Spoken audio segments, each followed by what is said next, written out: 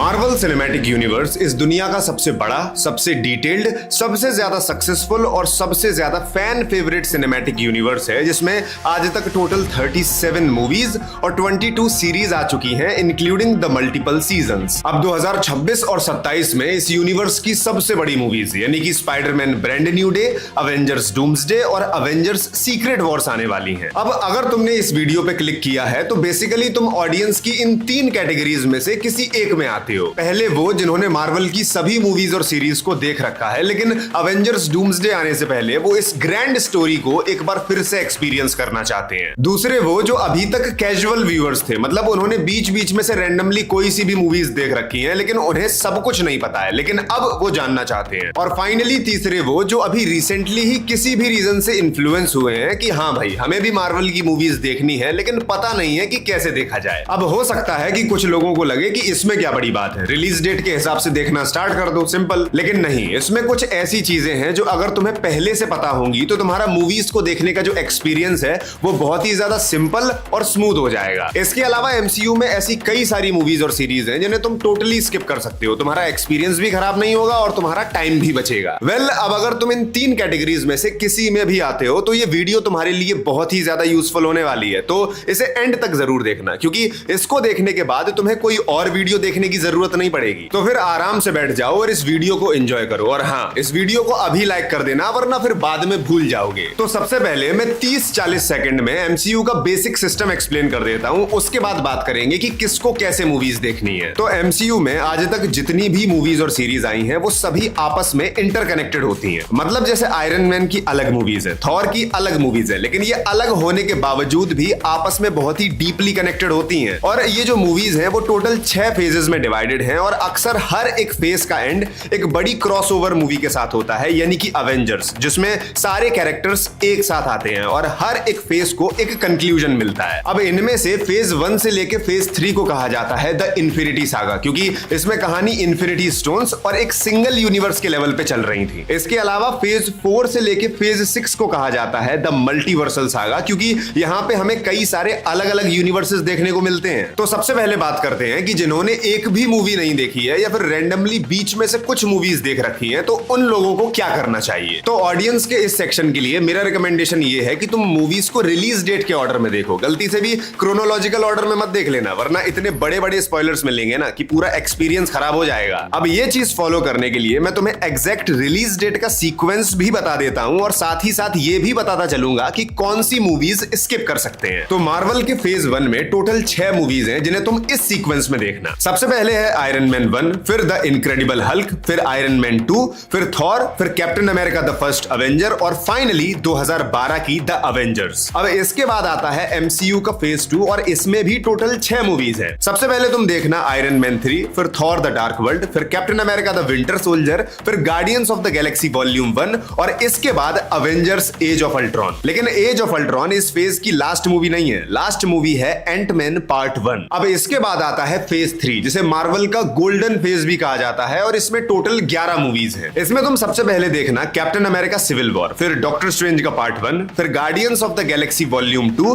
फिर Spiderman Homecoming और फिर थॉर रैग्नारॉक। फिर इसके बाद तुम देखना ब्लैक पैंथर पार्ट 1 और फिर अवेंजर्स इन्फिनिटी वॉर। इसके बाद तुम देखना एंटमैन एंड द वेस्प और कैप्टन मार्वल और फाइनली अवेंजर्स एंड गेम। लेकिन एंड गेम भी इस फेज की लास्ट मूवी नहीं है, लास्ट मूवी है स्पाइडरमैन फार फ्रॉम होम और यहां पे खत्म होता है मार्वल का इन्फिनिटी सागा। खैर, अब बढ़ते हैं मल्टीवर्सल सागा की तरफ, जिसमें सबसे पहले आता है फेज 4 और इसमें खास बात यह है कि इसमें मूवीज के साथ साथ कई सारे शोज भी हैं। एंड सबसे इंपॉर्टेंट बात कि यहीं से स्टार्ट होंगे वो प्रोजेक्ट्स जिन्हें तुम बिल्कुल स्किप कर सकते हो। तो सबसे पहले तुम देखना वांडाविजन सीरीज, फिर इसके बाद तुम देखना falcon and the Winter soldier series and सबसे इंपॉर्टेंट लोकी सीजन 1। ये ना सिर्फ एक मास्टरपीस है बल्कि ये मल्टीवर्सल सागा का सबसे इंपॉर्टेंट प्रोजेक्ट है। अगर तुमने ये नहीं देखा तो मतलब कुछ नहीं देखा। अब इसके बाद आता है व्हाट इफ का सीजन 1। अब अगर इस पॉइंट तक आते आते तुम मार्वल के एकदम कट्टर फैन बन जाओ और तुम्हारे पास टाइम भी बहुत हो और तुम इंग्लिश में भी कंफर्टेबल हो,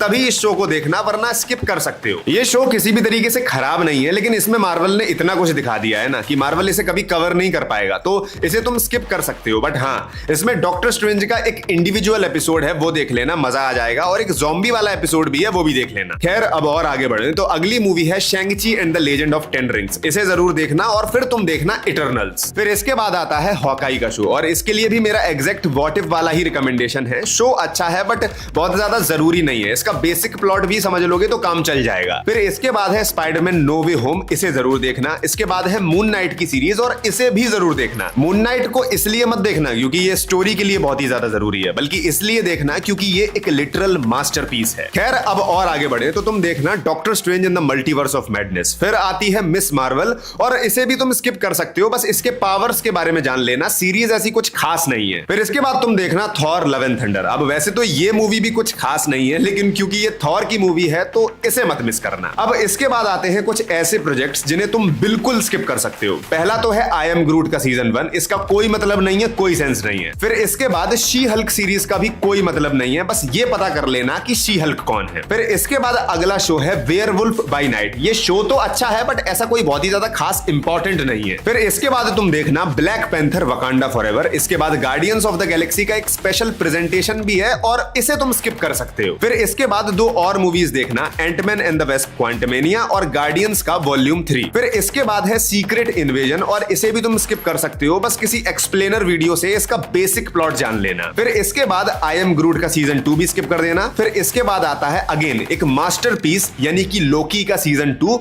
और इसे तो 500% देखना है। अब इसके बाद तुम्हें देखनी है एक बेकार मूवी द मार्वल्स। हाँ, बेकार मूवी देखनी है क्योंकि ये स्टोरी के लिए बहुत ही ज्यादा जरूरी है। खैर इसके बाद फिर से दो शोज हैं, व्हाट इफ का सीजन 1 और एको, और इन्हें तुम्हारा अगर ऐसे कोई बहुत ही ज्यादा मन हो तो देख लेना, वरना इसको तुम स्किप कर सकते हो। फिर इसके बाद तुम देखना डेडपूल एंड वुल्वरीन मूवी, ये काफी ज्यादा मजेदार है। फिर इसके बाद एक और शो है एगाथा ऑल अलोंग, और इसे भी तुम देख लेना क्योंकि ये वांडा विजन के साथ डायरेक्टली कनेक्टेड है और फ्यूचर की स्टोरी के लिए भी बहुत ही ज्यादा जरूरी है। इसके बाद आता है योर फ्रेंडली नेबरहुड स्पाइडरमैन। ये शो तो अच्छा है, इसे देख सकते हो, बट ऐसे कुछ खास जरूरी नहीं है। फिर इसके बाद आता है व्हाट इफ का सीजन 3, और अब तक तुम समझदार हो कि इसके साथ क्या करना है, मतलब नहीं देखना है। फिर इसके बाद तुम्हें देखनी है कैप्टन अमेरिका 4, फिर डेयरडेविल बॉर्न अगेन सीरीज, फिर इसके बाद थंडरबोल्ट्स मूवी, और फिर आती है आयरन हर्ट, जिसे तुम स्किप कर सकते हो अगर चाहो तो। खैर इसके बाद तुम्हें देखनी है फैंटास्टिक 4 फर्स्ट स्टेप्स मूवी, और दो शोज जो ऐसे बहुत ही ज्यादा जरूरी तो नहीं है बट बहुत अच्छे हैं, तो देख लेना। पहला है मार्वल ज़ॉम्बीज और दूसरा है आइज ऑफ वकांडा। अब इतनी सारी मूवीज और सीरीज का नाम सुनने के बाद जो लोग इंटरेस्टेड हैं वो तो सब कुछ देख ही लेंगे, एंड बिलीव मी तुम्हें बहुत मजा आएगा। लेकिन अगर किसी को ऐसा लग रहा है ना कि यार इतना तो देखना मुश्किल है, तो फिर डोंट वरी, मैं तुम्हारे लिए अगले हफ्ते से एक डेडिकेटेड सीरीज लाऊंगा